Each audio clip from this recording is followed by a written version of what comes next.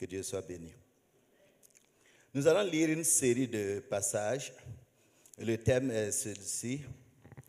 Réclamer pour vos fondements, pour des fondements ébranlés. Est-ce que vous êtes réclamé pour des fondements, vos fondements ébranlés? Les fondements sont renforcés par Christ. Et réclamer pour fondements ébranlés, si c'est le cas, les fondements sont renforcés par Christ. Et pour cela, nous lisons une série de passages.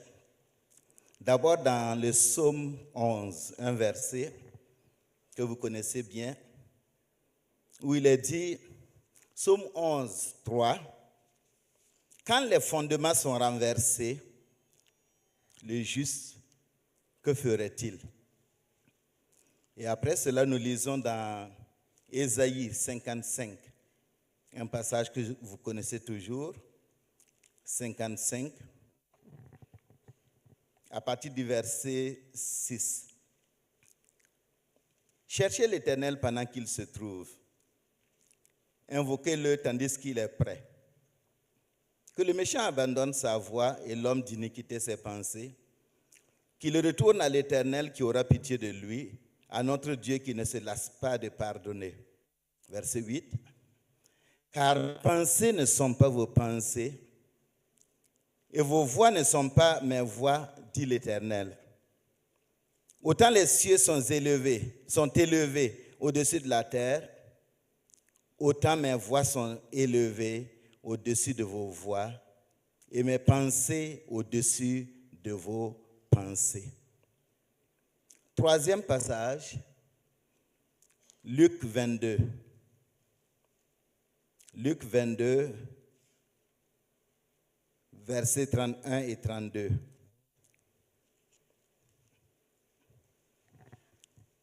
Le Seigneur dit, « Simon, Simon, Satan vous a réclamé pour vous cribler comme le froment.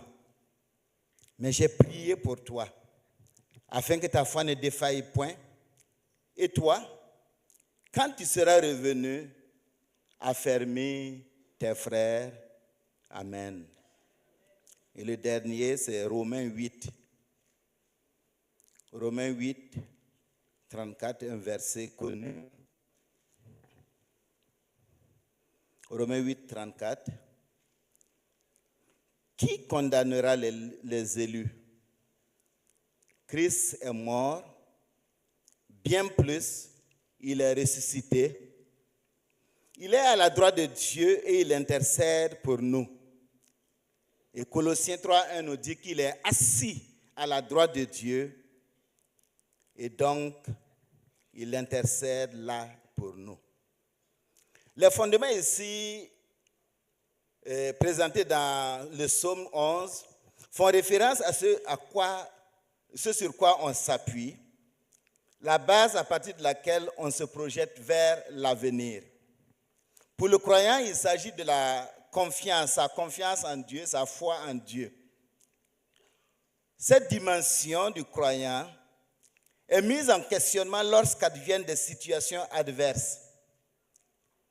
Nous voulons donc, à partir de ces textes, nous centrer sur le fait qu'une réclamation est faite par Satan dès qu'il trouve chez l'enfant de Dieu un trouble intérieur, un point qui pourrait occasionner, ou bien un point qui occasionne le questionnement de la foi en Dieu. Satan est prompt à réclamer à Dieu le droit de s'emparer des vies des personnes élues, les personnes rachetées par Dieu. Et son désir, c'est d'envoyer chaque être humain en enfer, leur priver le droit divin d'aller dans le ciel de gloire que le Seigneur nous a promis et que le Seigneur nous a offert. Je vais donc parler de deux types de réclamations. La première concerne des réclamations dues à des péchés commis et la seconde, des réclamations simplement des enfants de Dieu. D'abord, la réclamation due à des péchés commis. Prenons le cas du roi David. lorsque vous lisez 2 Samuel 24, en lisant ce passage, il fait penser que Dieu s'est mis en colère contre David. Et donc, pour le frapper, Dieu l'aurait incité à dénombrer le peuple d'Israël. C'est vrai, lorsque vous lisez ce passage, David a ordonné un dénombrement d'Israël sans avoir consulté Dieu. Selon toute vraisemblance, le roi voulait s'enorgueillir pour la grande armée qu'il a. Pourtant, c'est le seul Dieu, c'est l'Éternel des armées qui lui a assuré toutes les victoires du passé. Pour avoir commis un tel acte non autorisé par le ciel, Dieu a frappé Israël d'une peste. Mais est-ce que Dieu peut vraiment inciter son enfant au mal? Non. Alors, pour comprendre ce passage, il est utile de lire l'autre passage qui se trouve dans 1 Chronique 21. Et là, il est dit précisément que Satan se leva contre Israël. Il excita David à faire le dénombrement d'Israël. Chapitre 21, verset 1er. Tout est donc parti de Satan qui a séduit David pour qu'il dénombre le peuple, sachant que s'il pose un tel acte qui n'est pas ordonné par Dieu, ce sera cause de malheur. Satan savait que dépendre de son armée, et non pas de Dieu, serait pour Israël une source de problèmes devant Dieu. Et cela montrerait que Israël, aussi, au lieu de se soumettre à Dieu pour le servir, se soumet à la pensée de l'ennemi pour servir alors l'ennemi. Et donc David est tombé dans le piège. Et étant tombé dans le piège, il est aussi tombé dans la logique du jugement divin et de la sentence contre Israël. Satan savait que si David et Israël sont rejetés, alors lui, il s'en empare parce que Dieu ne peut pas supporter le péché. Il ne peut pas supporter la désobéissance. Si Israël et David pêchent contre l'Éternel, alors c'est son royaume à lui qui s'agrandit, le royaume des ténèbres. Cependant, alors que le mal a été fait et que la peste ravageait le peuple, non seulement David s'est repenti, mais lorsque vous lisez la portion, Dieu lui-même a prié Dieu. Et c'est le lieu de le dire. Dieu a prié Dieu. Dieu a prié Dieu d'arrêter le bras de l'exterminateur, de l'ange exterminateur. Parce que s'il ne l'arrête pas, il n'y aura plus Israël. Bien-aimé, Satan était content lorsque la mort frappait. Mais lorsque Dieu priait Dieu d'arrêter, l'ange de la mort, l'ange exterminateur a arrêté de frapper. Le plan de Satan venait d'échouer. David et Israël sont donc demeurés dans l'amour et la protection de Dieu.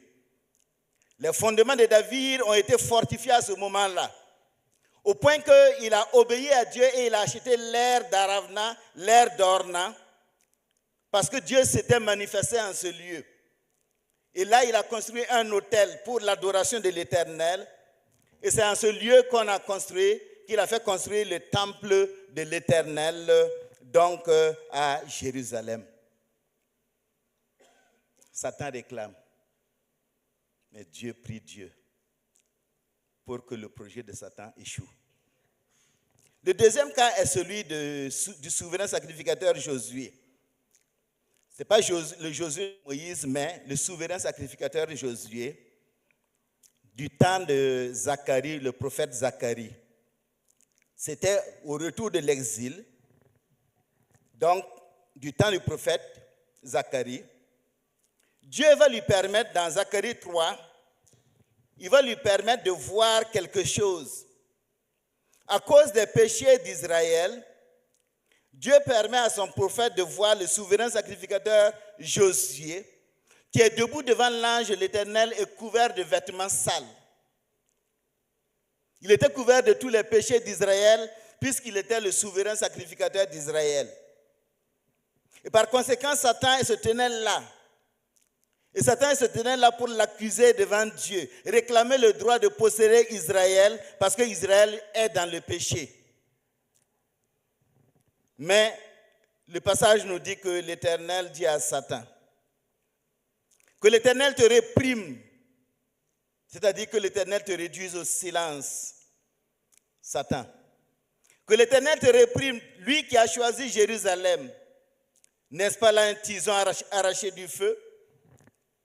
L'Éternel prenant la parole dit à ceux qui étaient devant lui, ôte-lui les vêtements sales.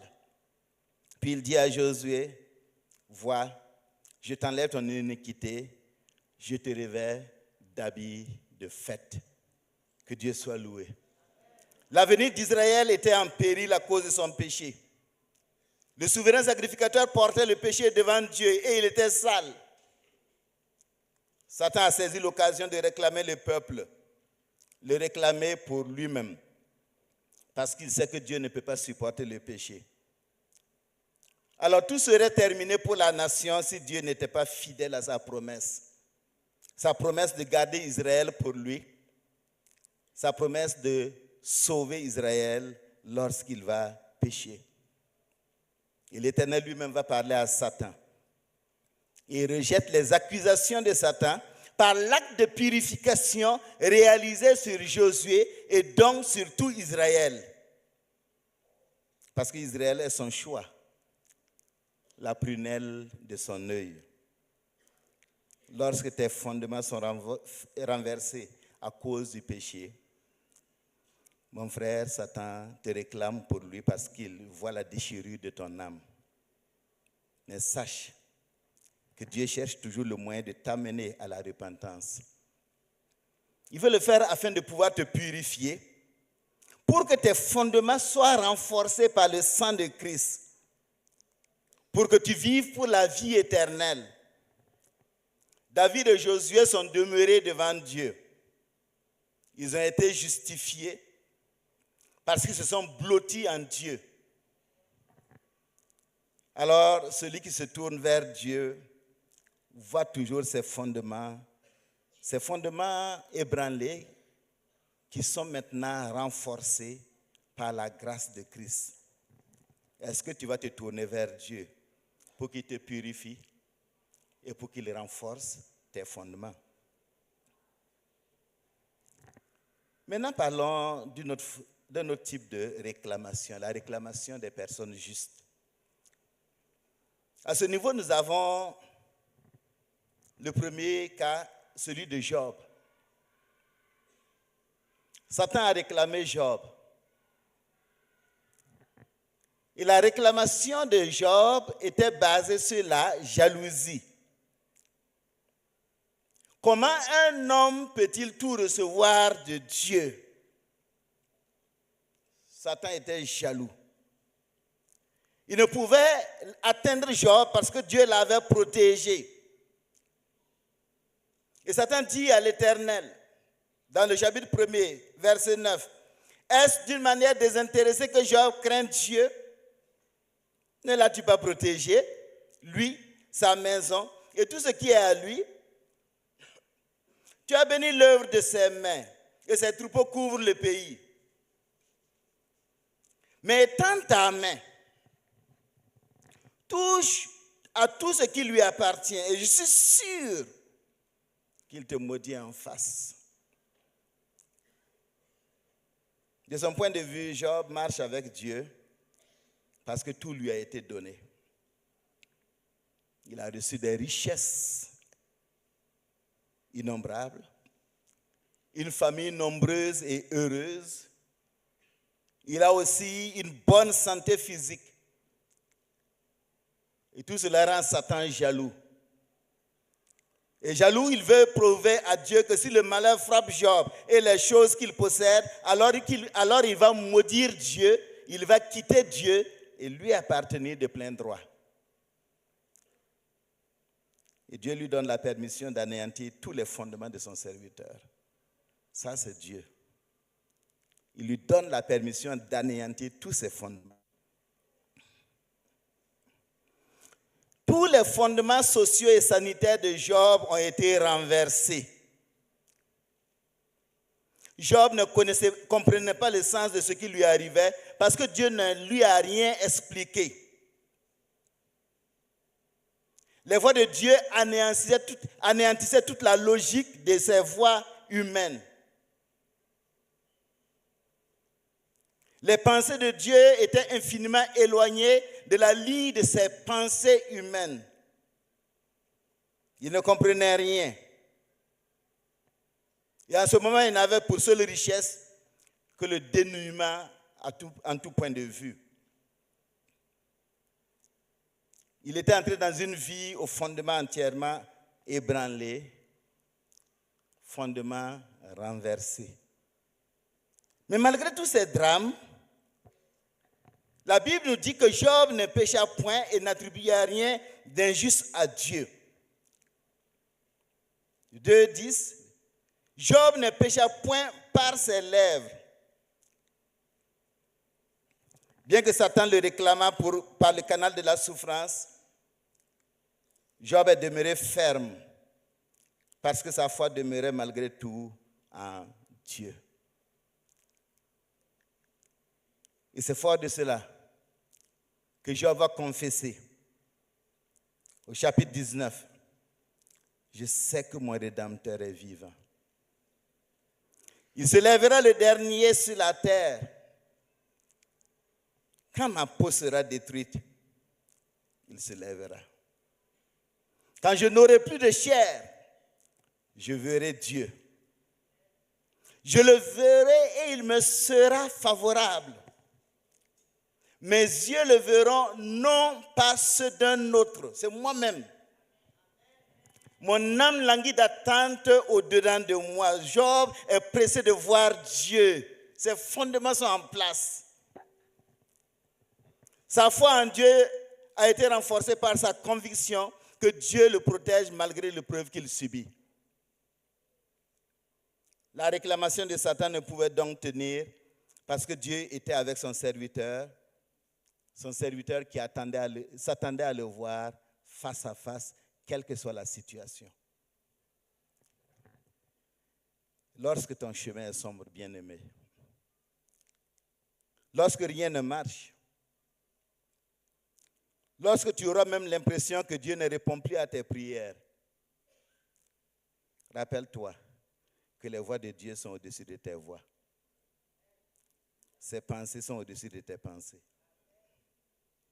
Il n'est pas encore intervenu. Pourquoi? Simplement parce que pour ton bien et pour ton éternité, le moment ne s'y prête pas. Tu ne comprends pas. Tu ne pourras même pas comprendre. Parce qu'il ne va rien t'expliquer. Toutefois, ne laisse pas tes fondements se renverser. Abandonne-toi au Christ que tu ne comprends pas. Le pasteur Rambal a dit ici, le Christ que je ne connaissais pas. Car malgré son silence, même dans son silence, il continue d'agir en ta faveur pour que tu atteignes le but. Il y a un but qu'il a fixé pour toi. Tu ne vois pas le but, mais lui, il le voit. Et il te dirige vers ce but, pas à pas.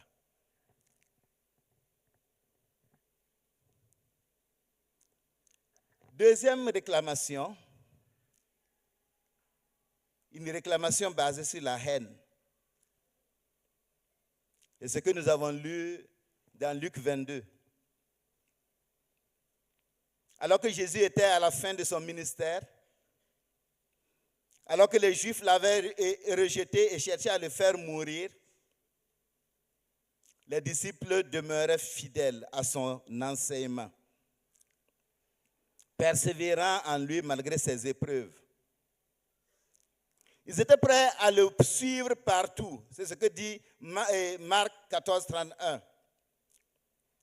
Et donc Jésus a disposé pour eux le royaume des cieux. Il a disposé pour eux des trônes, les trônes des 12 tribus d'Israël.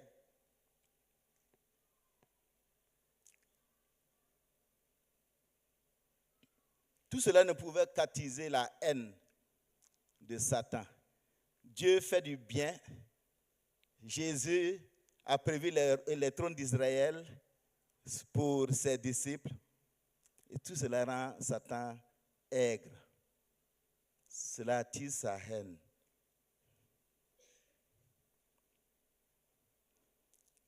Jésus, donc, de leur révéler, en leur annonçant que dans la sphère céleste, il y a quelque chose qui se passe, Satan va auprès de Dieu et il réclame les disciples pour les cribler comme du froment. Il veut les massacrer. Il ne pouvait supporter le fait que ces jeunes gens, malgré leur humanité, puissent prétendre vivre en communion avec la personne même de Dieu, alors que lui, il avait perdu Dieu. Ils vont hériter de Dieu. Aussi les réclama-t-il pour les cribler, les secouer, les accabler, afin qu'en voyant leur fondement ébranlé, ils abandonnent Jésus, comme le reste des Juifs avaient abandonné Jésus dans Jean 6, 66. Sa haine était telle qu'il ne pouvait les voir demeurer en Christ. Il ne voulait pas les voir hériter de lui. Comment des humains pourraient-ils hériter de la gloire céleste qu'il a perdue, lui? Face à sa haine, il a agi. À cause de sa haine, il a agi. Et face à sa haine, il fallait que Jésus veille. Il fallait que Jésus veille au renforcement des fondements de ses disciples. Et comment il le fait? Il le fait par la prière. Et il dit, j'ai prié pour toi. Pierre, j'ai prié pour toi afin que ta foi ne défaille pas. Afin que tes fondements ne défaillent pas. Il ne faut pas que ta foi défaille. L'épreuve est là, l'épreuve va venir, mais que ta foi ne défaille pas. J'ai prié pour toi. Alors, bien-aimé, Dieu prie Dieu pour les enfants de Dieu. Dieu prie Dieu pour toi. Satan te hait. Ne crois pas qu'il t'aime. Satan hait tous ceux qui veulent vivre et demeurer en Christ. Il ne les aime pas. Il cherche toujours à renverser leurs fondements afin qu'ils échouent dans leur marche et qu'ils perdent la présence de Dieu. Le désir de Satan, c'est que tu deviennes la propriété des ténèbres. Mais pour que nos fondements, très souvent ébranlés par les épreuves qui surviennent dans nos vies ne nous conduisent pas à abandonner Dieu, Paul nous dit ceci dans Romains 8, 34. Il nous dit que Jésus s'est assigné le rôle. Après qu'il soit monté au ciel, il s'est assigné ce rôle fondamental. Et ce rôle qu'il va jouer au jour, à l'heure de son retour. Il est assis à la droite de Dieu et il intercède pour chacun d'entre nous. Colossiens 1 et 3, 1 nous dit qu'il est assis à la droite de Dieu. Et là, à la droite de Dieu, il parle de toi, il parle de moi, il parle de nous, il intercède pour nous. Dieu prie Dieu pour toi. Il parle de toi devant le Père. Hébreux 7, 25 nous dit qu'il est le seul sacrificateur vivant qui soit resté en poste et qui intercède pour ceux qui s'approchent de Dieu, pour toi et moi. Alors, pour toi donc qui veux demeurer en Dieu, Jésus n'empêchera pas toujours que tes fondements soient ébranlés. Pourquoi? Parce que ses pensées sont au-dessus de tes pensées. Satan qui chaque jour veut te réclamer, va troubler. il va venir te troubler. Il va même te laminer par des épreuves diverses. Peut-être qu'en ce moment, il y a d'autres épreuves que tu vis, que tu connais. Et il espère par ces épreuves ébranler tous tes fondements afin que tu abandonnes Dieu. Mon frère, ma soeur, sache ceci. Jésus prie pour toi, pour que ta foi ne défaille pas. Il est assis à la droite du Père et il mène un ministère d'intercession en ta faveur. Ce n'est pas parce que tu es fort, non, c'est parce que quelqu'un s'occupe de toi dans le ciel.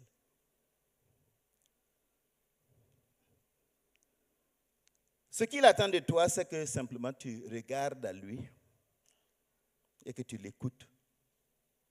Le problème de beaucoup d'enfants de Dieu, c'est qu'ils n'écoutent pas Dieu.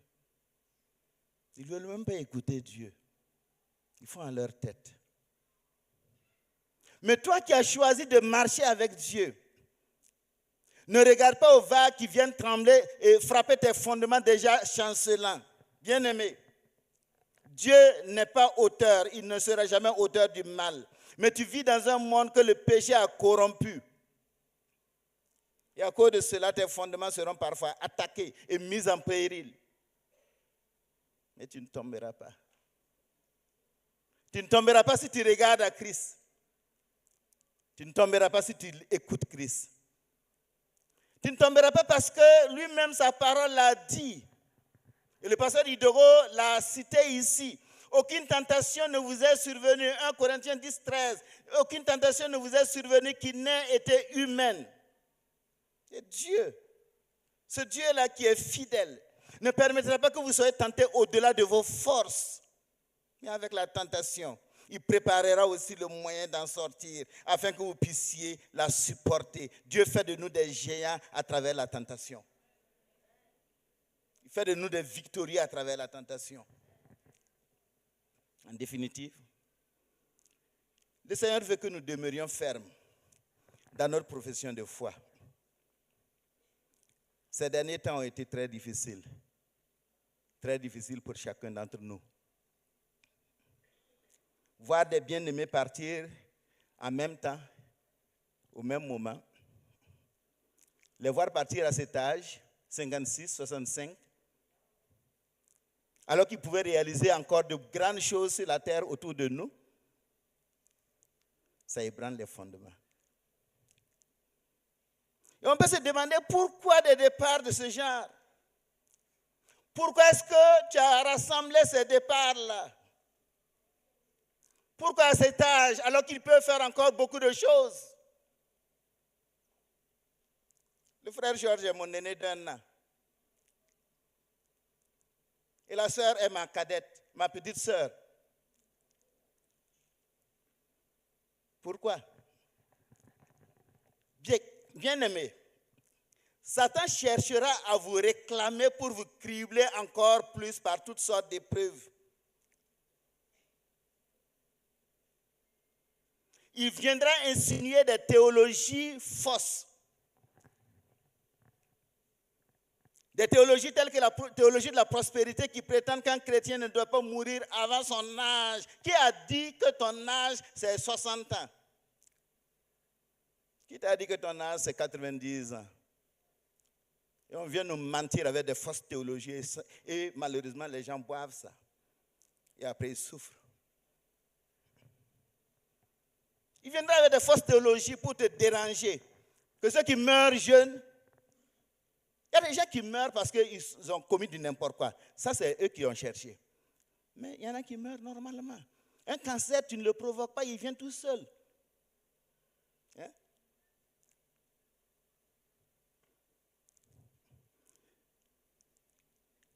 Il viendra pour renverser les fondements. Les prieurs prophètes qui prétendent que ce sont des sorciers, des francs-maçons, des rosicruciens et consorts qui sont au milieu de vous, au milieu de nous, qui frappent ainsi, viendront troubler vos fondements. Satan cherchera par de tels troubles à vous conduire vers des sources autres que la paix et la foi en Christ.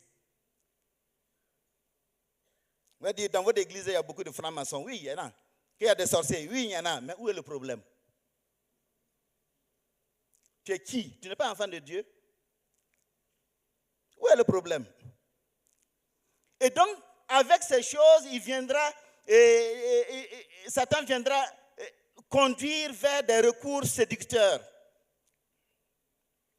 Il viendra pour amener des gens à se soumettre à des médiateurs qui vont vous protéger par leur veille. Eux, ils sont là, ils prient pour vous. Et donc, parce qu'ils prient pour vous, rien ne va vous arriver. C'est faux, tout va vous arriver.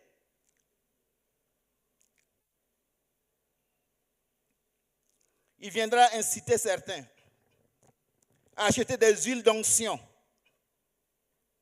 à acheter des eaux bénites, à prendre des formules prétendument chrétiennes et bibliques, à prendre des types de prières qui sont puissantes pour vous protéger contre les agents de Satan. Lorsqu'on viendra vers vous avec telles choses, sachez que c'est un faux prophète, c'est un faux docteur qui vous propose ces choses. Et cette personne qui vous introduit dans ces choses, vous introduit dans du fétichisme. Et le fétichisme va vous détruire davantage. Si tu t'appuies sur ton huile pour être protégé, voilà un fétiche, comme celui-là qui a une amulette au bras. Si tu t'appuies sur des prières écrites et en les priant à telle heure du matin, alors ça va. Tu auras des problèmes. Ça, c'est une vie occulte. Satan viendra vous vous proposer davantage de ces choses-là à travers les prières prophètes mensongers. Ces choses-là n'ont rien à voir avec la foi en Jésus-Christ. Ces choses-là ne procurent pas le calme. Ça ne procure pas la sérénité. Dès que votre huile d'onction finit, il faut courir pour acheter parce que le Saint-Esprit n'est pas là. Courez et vous allez comprendre. Je suis sévère quand je parle de ces choses parce que ça fait mal de voir des gens qui sont dans le fétichisme et se croyant chrétiens. Ceux qui vous proposent de telles choses vous proposent un fétichisme au visage chrétien. Et lorsque Satan vous aura gagné et dominé par la peur qui a été créée par ces mensonges, alors il ira devant Dieu encore et il dira, voilà, je ne t'ai pas dit. Et il les réclame, il vous réclame. Satan vous a réclamé pour vous cribler comme du fromage. Ça n'est pas fini, il y réclame toujours. C'est pourquoi, assis à la droite du Père, Jésus prie. Jésus prie en ce moment même pour toi.